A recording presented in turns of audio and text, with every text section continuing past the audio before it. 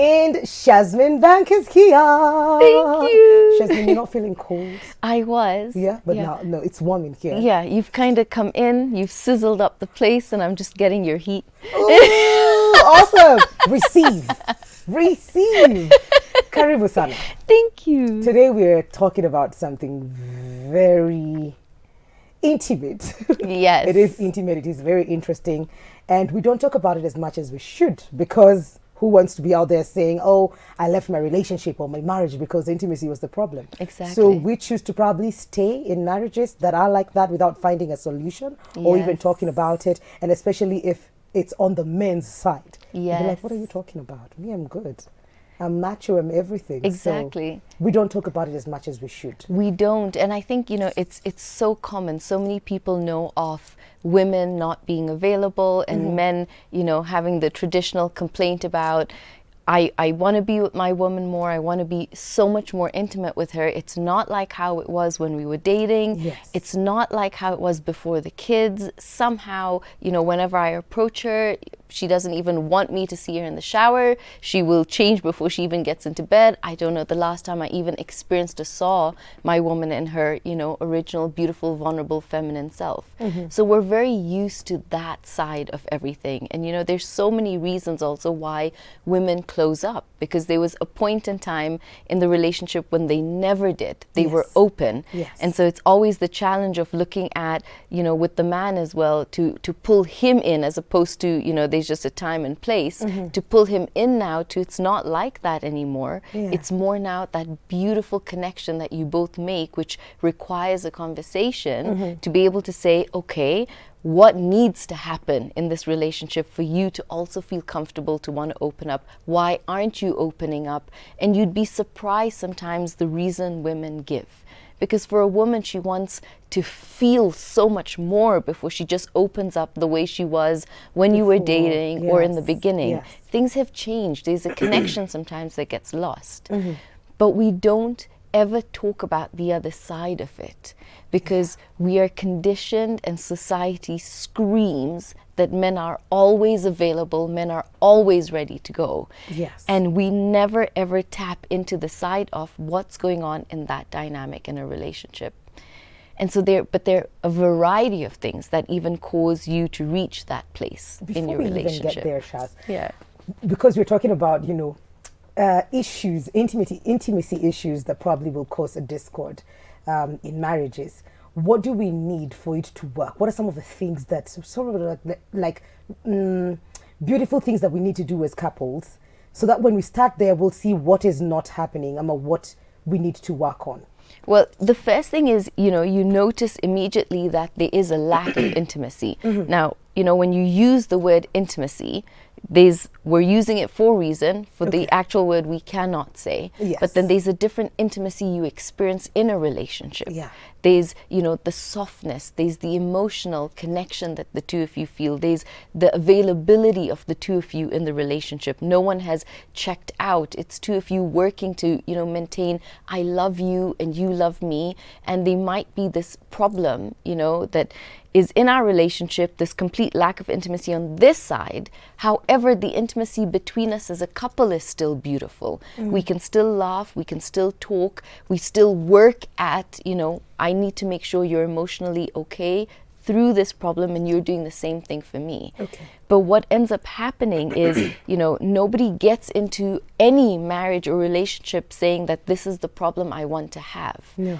And at some point, for different reasons, you've got, work pressure, you've got kids that have come along. It could be emotional, mentally emotional problems that start with depression, with stress, with anxiety. Yes. Or it's physical. It's like a loss of libido that the man experiences.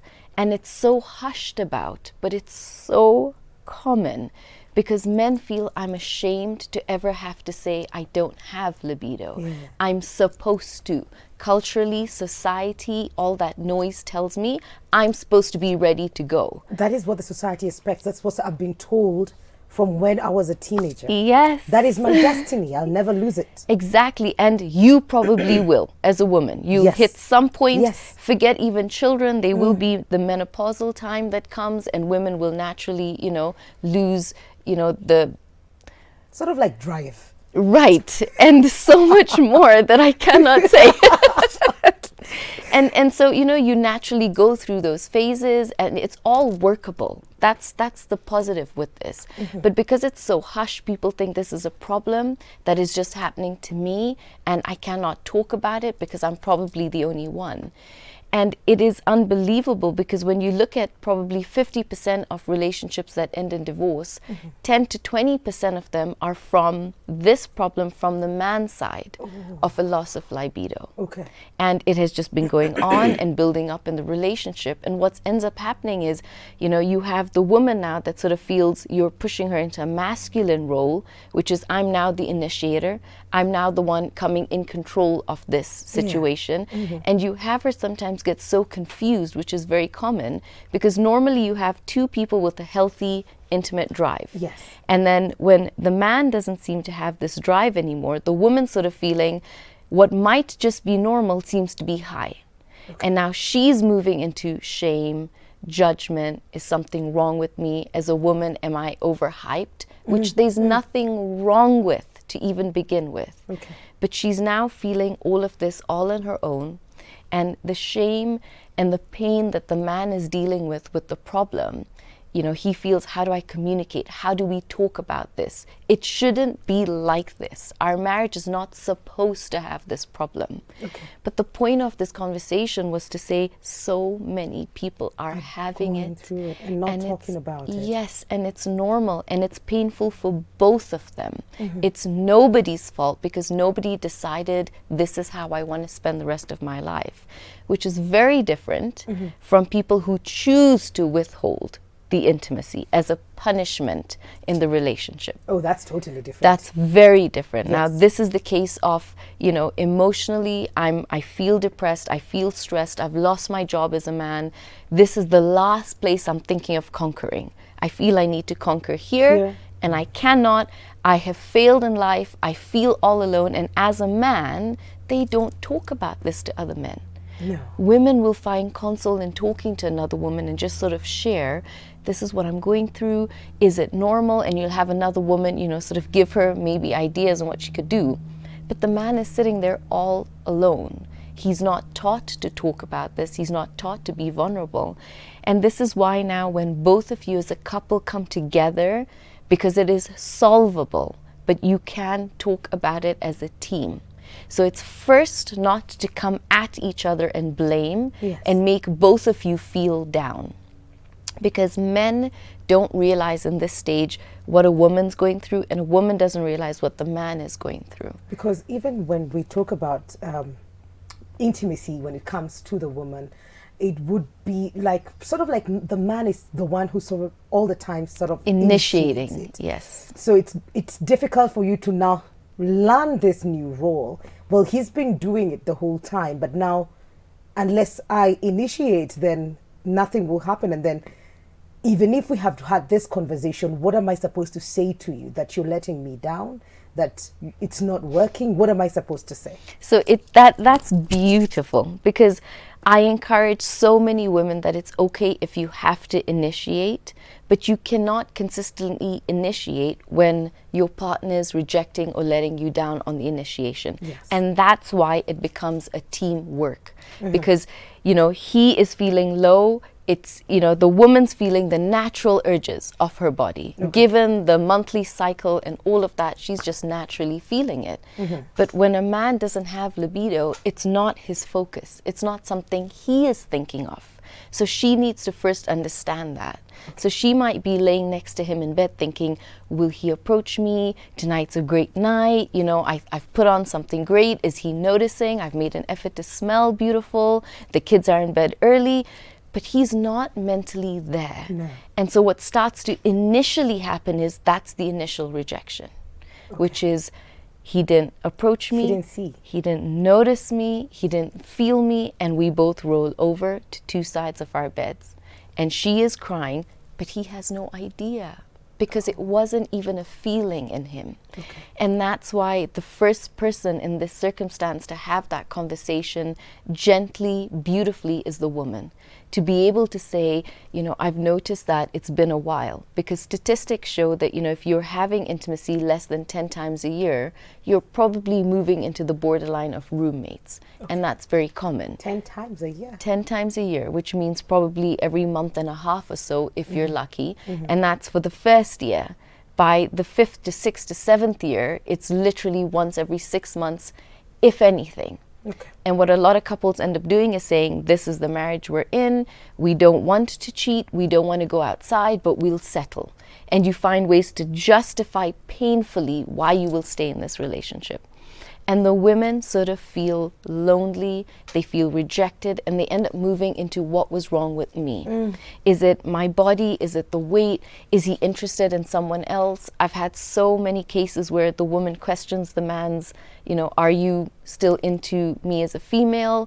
So, you know, because it really plays on you. Why is this natural act not natural for us anymore? And so the first place to start with that conversation is to be able to say, this is you and this is me. Let's first rule out, you know, going to a doctor. Could they be, you know, a dip in the testosterone? Let's first check that out for you. And a lot of men feel scared to be able to do that because they feel, I'm a man and, you know, somebody else is going to tell me that I'm not a man. But I always say you're more of a man stepping into a role to make this work than keeping quiet and allowing your marriage to emotionally, verbally, and eventually physically, distance-wise, crumble. And so the first thing is go to your GP and check. Where does my testosterone stand? So that you both know, is it from a medical reason or is it from a mental, emotional reason? Which it could be. But very often is. But getting to that point and getting our Kenyan African men to do this. I don't know if you've ever dealt with anything close to this, if you're experiencing it in your relationship and you feel like our intimacy issues have just become too much, we can't do this anymore, we're now brother, sister, or we're just roommates, as like Shaz said earlier. 111 that is our SMS line. Please send in your questions, your opinion, share your stories with us. Switch TV KE on Instagram, Switch TV Kenya on Facebook. We'll be right back after this break.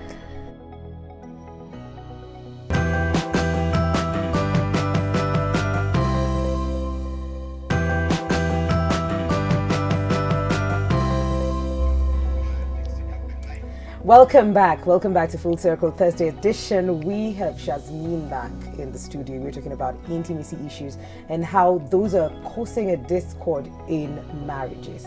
And we've identified that, especially from the man's end, that it's not an easy conversation to have, but a very important conversation to have if you're experiencing it, and not just being like, you know what, this is it, we're okay, I'm not going to hurt you with my words, I won't question you, but you're suffering. So first we need to see a GP, if they agree, if you've been able to have this conversation up to this point. And, you know, it's to be able to explain to him that we cannot live the rest of our lives this way. We could if we have to, but is it fair for both of us? Because the reason we're married is so we experience everything together. We can go to the most beautiful dark sides of our personality safely together in this relationship. We want to be able to explore all parts of us with the person you're supposed to spend the rest of your life with. So it's painful when you sort of think, I'm down to a role of just a mother or just a wife or just the chef of the house or your business partner or just, you know, a co-worker somewhere in the office. You want to know that when I come to this place, there's a place that my partner sees me in all my vulnerability. And that's the most vulnerable the two of you could ever be. And so when you sit to talk to him, it's to explain to him first that I know what you might be feeling. And there's no need to feel shame with me. I'm your life partner. but both of us are hurting separately. Let's bring that together and find a solution. So be able to pull him in, engage him to sort of feel, yes, I want this to work. There is a possibility of it getting better. There is the possibility of us experiencing so much fun and beauty in our relationship. Because you want, your man to see this could be exciting and you're on my side and I shouldn't feel shame and you've got my back with this and it's okay. You want me to be vulnerable there? Let's start with being vulnerable here. And then go with him to the doctor. Get it checked out. I've known so many people that, will just sort of go and pop the blue pill on their own and not tell their spouse, this is what I have been dealing with. And so I will just sort of self-medicate myself. And then I'm available to you, but I'm still dealing with the worry and the wonder of what has happened. So the minute you medically take that out, you both can breathe. Because you have a starting point to be able to say, okay, it might be low testosterone. Now what? Now what do we do? So you're able, your GP can guide you. Do you go see a neurologist, the right doctor? Is he able to put you on something that's better for you? Because you want to be able to do tests to make sure you can even take the medication should it be a medical reason that you've not been able to perform. And so a lot of men self-diagnose and it goes wrong because you're on a mix of medication and now you have high blood pressure and things really do go wrong. So even before you take anything herbal, start at that baseline. Because if that's the reason, then the hope is there is something the both of you can be able to take to be able to get that back to where you both want it. The other thing I say is open communication, which means to now start to sort of bring in the intimacy without just waiting for it to happen. So to sort of go back to how were we intimate when we met? How much fun was it? What can we recreate? What was a moment you loved so much that was spontaneous and a moment I loved so much that's spontaneous? And now I know a lot of, the men will turn around and say, but I'm not feeling I have the libido to be able to follow through. So it's okay because, you've got the natural stimulation that both of you can bring in. So it's not now just waiting for when you feel like we will. It's now creating the moments. Yes, and there's nothing wrong with that. I think it's beautiful to be able to say, I feel and I hope we can. And he might, turn around most of the time to say, but I'm still not in the mood. But it's let's create that mood. So it takes work from her and it takes work from him to first be emotionally available to the chat. And then the most crucial thing is when you discuss we're both going to make this effort, don't reject your partner. You've got to be able to openly communicate because there's nothing worse than you have the female ready, I'll do this, I'll initiate, I'll do everything possible, I'll talk about it, I'll bring it up 500 times in any way I can. But then I feel I've done that the whole day. And at the end of the day, when I'm hoping the two of us will make time for this, or he will have noticed that I've been in the mood the whole day, and I'm just hoping he'll also play his part, and he doesn't, it can leave you feeling so alienated. And it leaves so many women feeling, what's the point? Do I start this all over again? And they do, they really do. But that's for the both of you now to be responsible. We've noticed something's not working. And if I'm going to make an effort, then please don't reject me because then it takes me probably 20 steps back to work the courage to get here all over again. Date night. And it's not date night off. Wednesday, we're going for date night. It is set every single Wednesday, be ready at 6 o'clock and then we're done with date night at 9 o'clock and we did not discuss work and we followed the rules of date night. That's not it? No. Date night, and what I love to teach couples to do for date night means it is date day. Because you want date day to spill over into your week. The week. So it gives you both energy to be able to look forward to the next date night. And so date day begins from the minute you wake up. Which means I'm conscious today, I'm choosing to smile and be happy, which you should be doing every single day. But I'm consciously now going to love my partner, which means both of you have 2 surprises that you have to be able to do for each other during the day. not with expensive gifts, but with sweetness. So is it before he leaves for work, I run down and I put the sticky note on his car wheel that just tells him how much I love him? Or is it, the plate's overturned and I can put a rose under her plate, so before she has breakfast and she lifts it, she knows something cute's beginning? Or the sticky note in the mirror in the bathroom, something. How do you recreate the sweetness that you did do when you were dating that you need to be able to do now? Is it the sweet text during the day? Is it a bit of a naughty text during the day, which I encourage, the man to be able to take on, to comment back, to encourage her and make her feel beautiful about? So what are you doing during the day before you get to date night? And then date night means I'm dressing up, I'm making an effort, I'm putting on perfume, I'm going to look beautiful. And it's for the man to be able to compliment the woman and see her and say, you look stunning. And for the woman to do the same thing for the man. And then you put your phones away. So phones must go aside, and you enjoy each other's company without discussing work. So now it's, let's talk about what was life like when we were dating. What were some of the dreams we had when we were dating? What could we dream about now? What's exciting you in life at the moment? And you sort of redate each other by asking each other questions that you don't do anymore, other than, how was your day? That's it. Exactly. Have you paid the bills? The electricity bill? Are the kids in bed? Are they not in bed? Did you pay school fees? And now, when you look back at how it all started, the things that you'd say to your girlfriends would be like, oh, we were on the phone the whole night yesterday. I didn't get to sleep. What were you talking about then that you're not talking about now? Exactly. What happened? Exactly. And now that is your date night conversation. It is just questions to re-explore each other in beautiful ways, probably even open up each other's ideas in ways you never thought. And then when date night is done, you come home. And what I noticed for a long time with couples, they would turn around and say, date night was so great, but then it just ended. And so it's, do not pick up your phones. Don't go back on the phone. If you have little children, make sure somebody's put them to bed. And you are taking date night all the way back up. Right.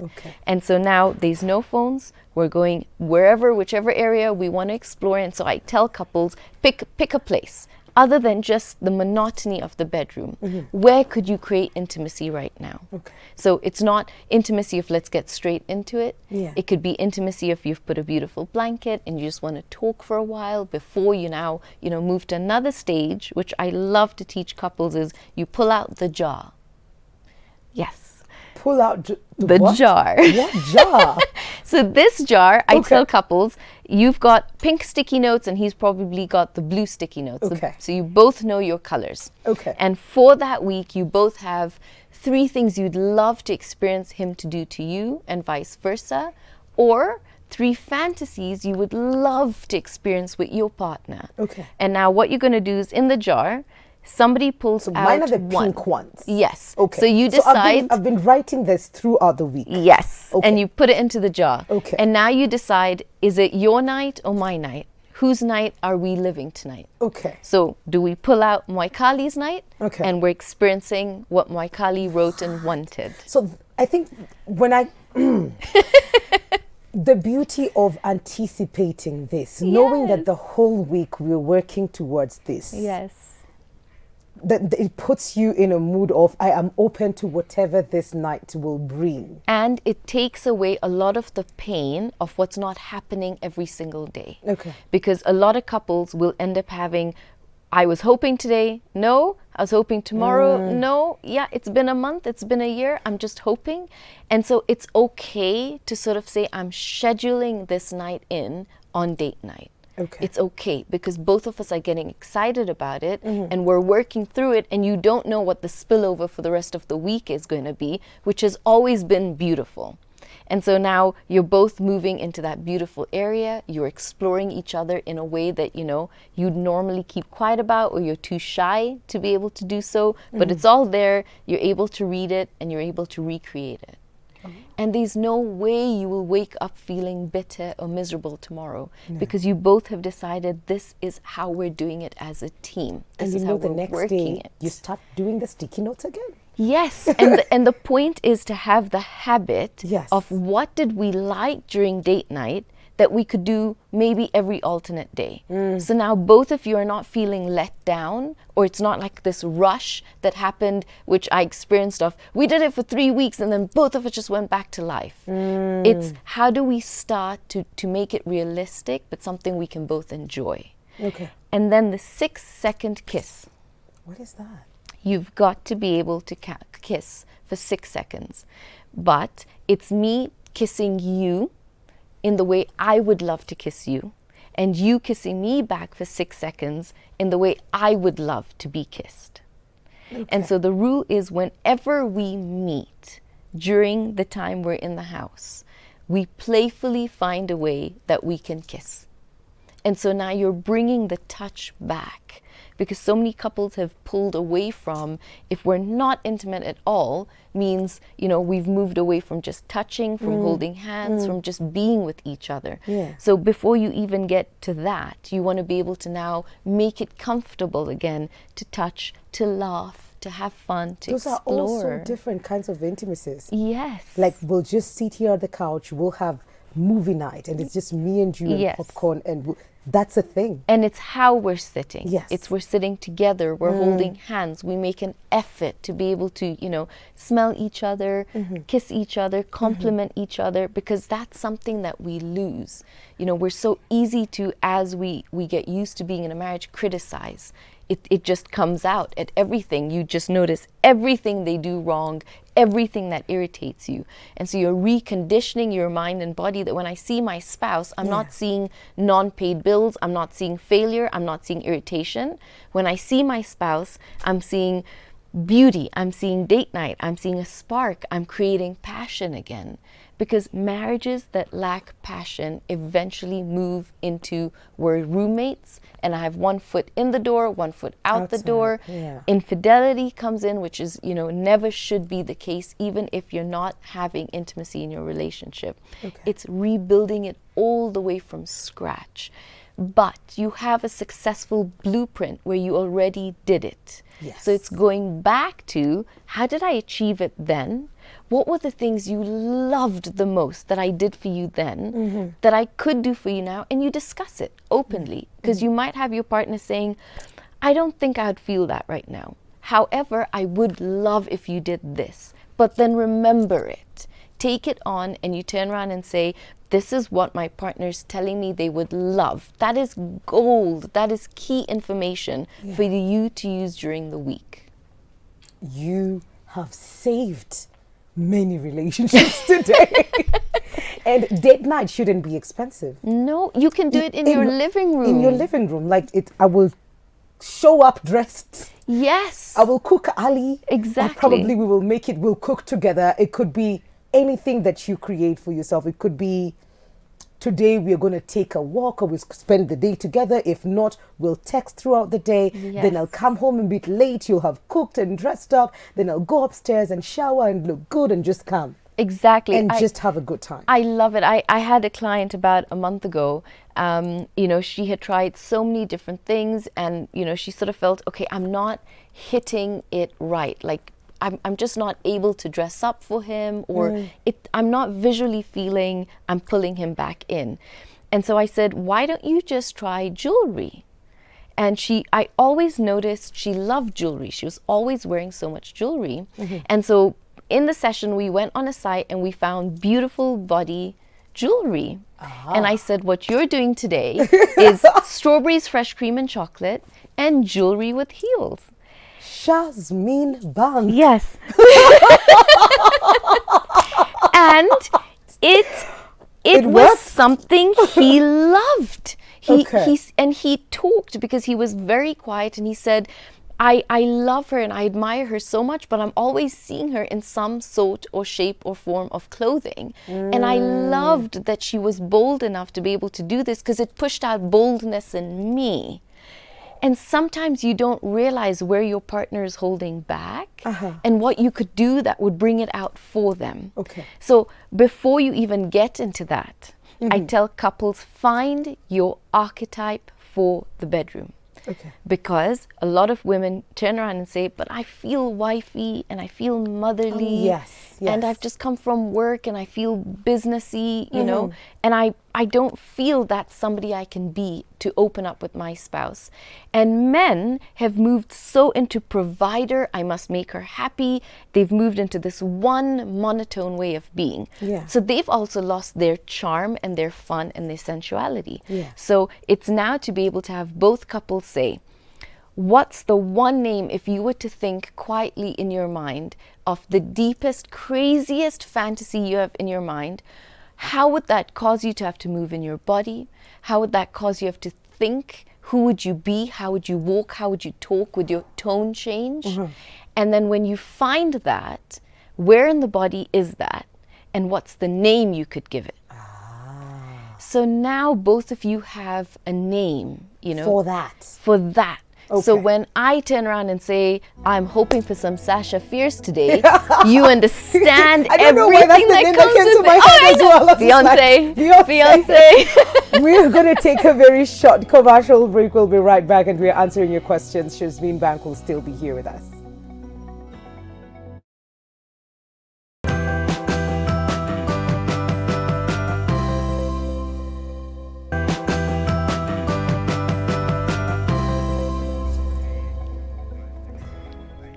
Welcome back. Welcome back. We're talking intimacy and the visuals in my head, courtesy of Shazmin Bank. Wow. Okay. But we have questions, Yes. which we can use as we continue with this conversation. We're talking about intimacy issues that cause discord in marriages. And I see one here saying, can a marriage survive lack of intimacy?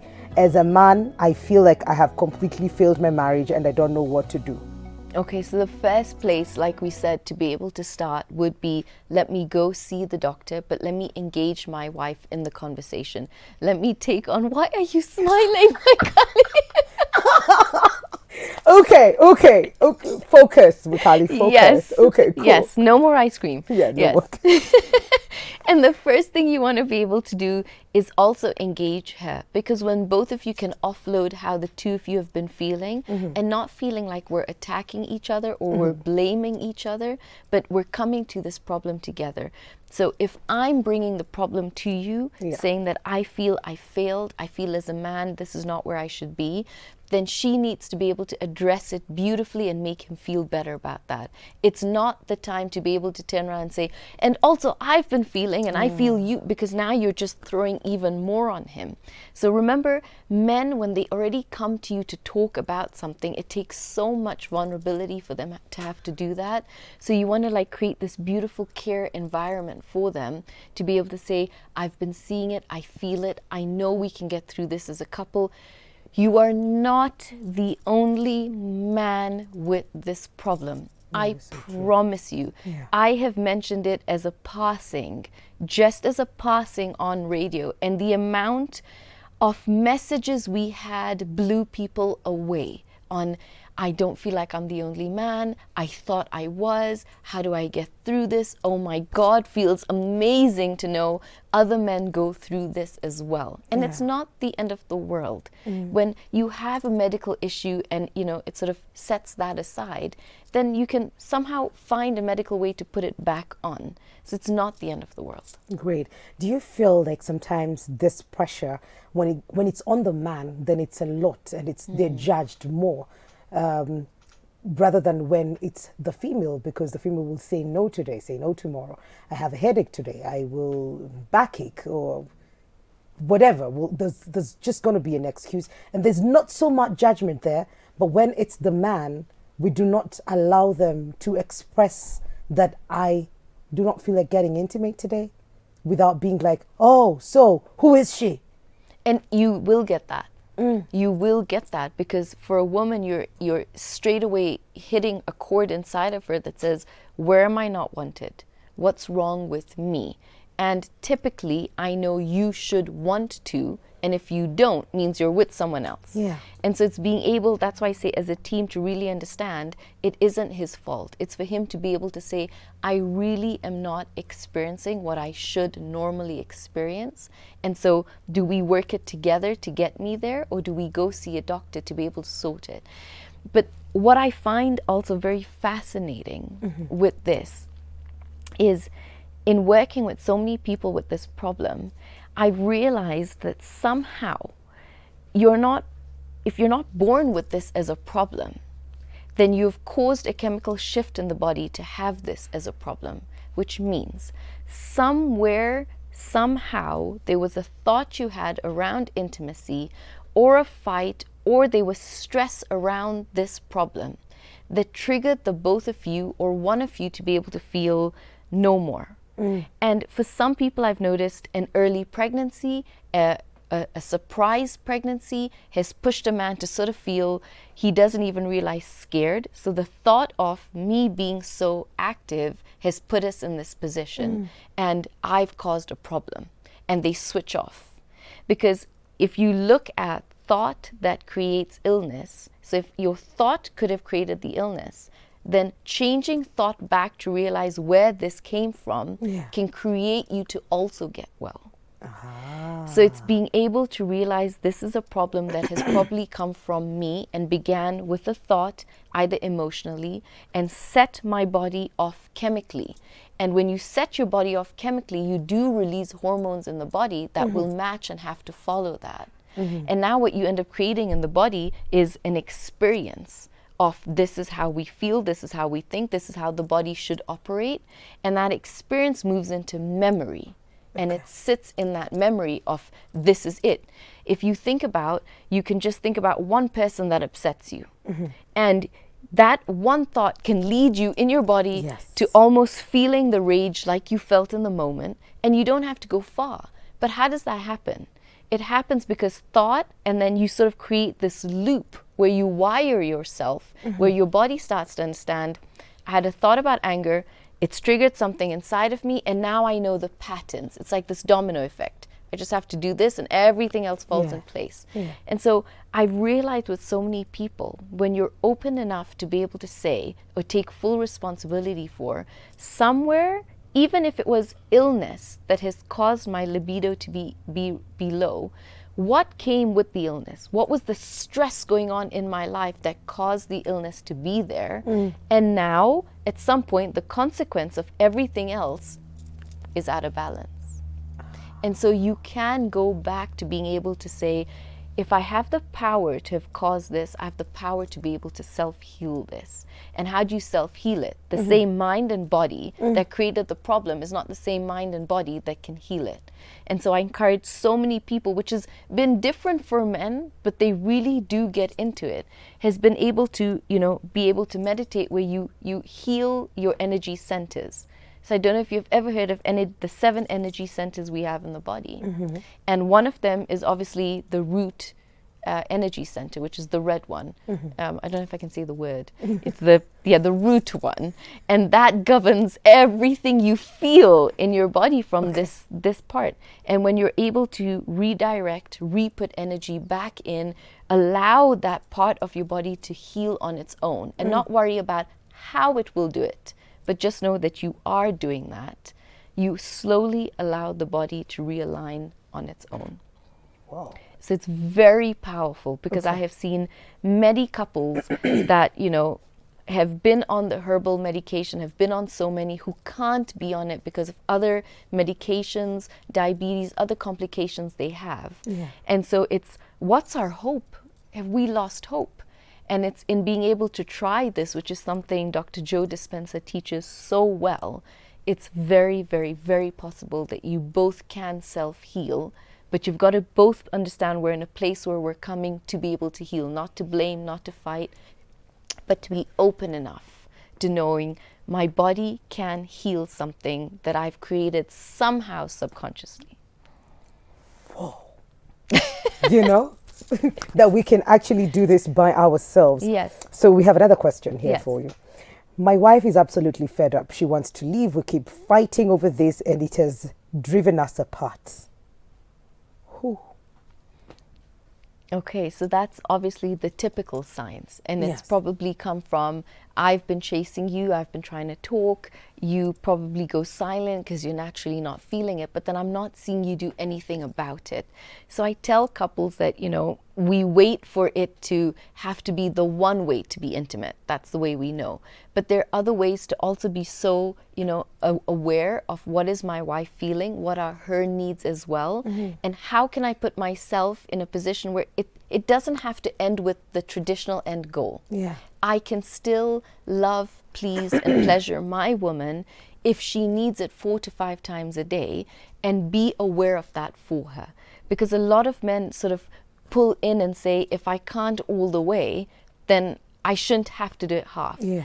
But you're still having her deal with natural pent-up frustration in her body, and then it just sort of builds up and spills over, and now she's screaming and feeling this will never change. So the first place it can change is ask her, how many times would you like to? Or make an effort, even if she hasn't asked you, to just be spontaneous enough to say, today's all about you. Okay. And you can do that over and over and over again, because it still builds a beautiful bond. And men turn around and say, I feel I have the power again. I can still do that for her. How beautiful. While you still work on the other side of everything coming together. Okay. So my wife has had an affair, and I feel responsible for it because I couldn't match up to her expectations. That's painful. And that's painful because I'd say, other than the fact you're dealing with, you know, such a big part of your relationship, you're now going to start dealing with another part of trust. Yeah. And I just feel they should never be an excuse for infidelity. They just shouldn't. And so if she's had the affair and you're feeling responsible for it, she also has to take responsibility for what she's done, because it's a we game. It's not just a you game. And a lot of women do the same thing. I was not able to be with my spouse, and now he's out there. What do I do? It came from me. But there's no reason your spouse should ever have to do that. Where do we draw the line with infidelity then? This has to be the line. It's not allowed. We're in a marriage that's challenging the both of us. If it's challenging us too much, which I don't feel is ever the case, I feel you mentally give up before you even emotionally give up. Yeah. So it's about both of you being on the same page to say, it is hard, it is tough, it has tested us in ways we never thought it could, but we don't give up on each other. There's never, ever a reason for me to feel I can go outside this relationship and cause even more damage to something we're trying to build together. Let's just twist this around. So the gentleman says, my wife had an affair. What if it is not an actual affair? What if it's a consequence of a man knowing that I'm not able to do this for my woman, and every time she's not where I can see her, she's going out with friends, then that's the thought that comes to mind. Because I'm not able to satisfy her in this way, then she definitely must be getting it somewhere else. So your insecurities translate to maybe violence or abuse, because you're not dealing with what the real problem is. Okay, and why do we get violent? Why do we get abusive? What's the fear behind the action? Why do we scream? Why do we get angry? What's the fear behind the anger? There's always a reason we do what we do, and it always comes when you look at it. The act is gruesome. But when you look at the person doing it, inside, if you could rip open the person that's violent, the person that's screaming, you will see this little person inside crouched down saying, I'm scared, I feel I cannot do this, I'm losing you, I don't want to lose you, I love you. But we lose the vulnerability and the ability to be able to just say that and speak this way to our partners. We don't turn around and say, you're going out and it makes me feel so insecure. Will you ever sleep with someone else? I don't want to lose you. Okay. We now mask it as anger, violence, anything else that will take me away from having to feel I'm vulnerable to explain that. And so it's always to look at what's the plea and what's the fear, and how can I solve this for you beautifully. And so, when you look at a relationship like that, I always tell couples, how else can you please? There's so many ways that you can do things for her that would be able to satisfy her, because what is she looking for? She's looking to be seen by the one man she's with. She's looking to experience things with the one man she's with. She wants the one man she's with to take her into places in her mind she didn't know she could be as the person she portrays to be every single day. And so when I can't be this whole one part of my personality with you, part of me will wonder, and it starts with mental cheating, with, is there someone out there that could ever do this for me? But then both of you have the love and the compassion and the energy to be able to solve it. It's now getting out of our comfort zone to say, what else in the beauty of our marriage, in sticking to the constraints of marriage, what else can we bring in to use to still play around with? Okay. So I like the smile. It's like, I'm just like, the amount of restraint. I see it, I feel it. It is palpable, Jasmine. You're doing a good job. No pun intended. You have a question.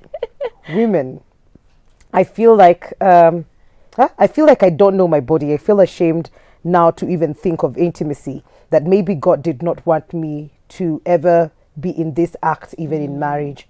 What can I do? This is from a woman. Okay, because so many women end up feeling, because I'm not intimate and I move into the general role of mother, wife, whatever my general roles are, they're very soft and light roles.